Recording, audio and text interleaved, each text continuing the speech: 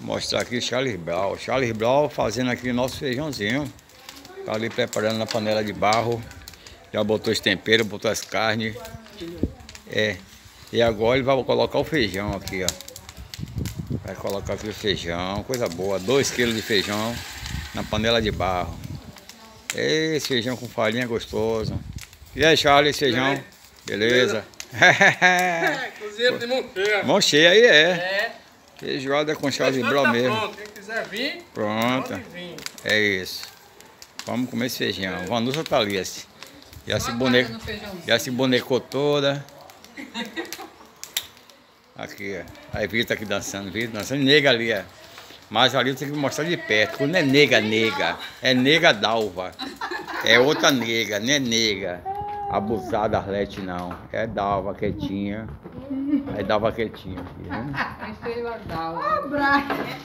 E aqui é Júcia, aqui é nossa prima. Se preparando para ir à praia, tomar aquele sol. Aí a Arlete chegou, essa aqui é a Arlete, é a mais famosa como nega, mais conhecida como nega. E quando junta as três assim, fica as 3 patetas.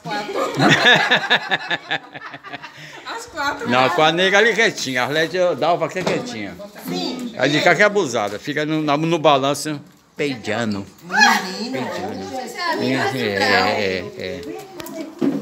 de Blau tá ali. E esse é boneco. E aqui Esse é o boneco. Vamos pra galera. As meninas vão pra praia e o Brau fica aqui no feijão. Esse negócio aqui de queijo. É pra gente botar o celular aqui dentro, a gente tem que ver qual que nós vamos usar. Eu vou usar hoje.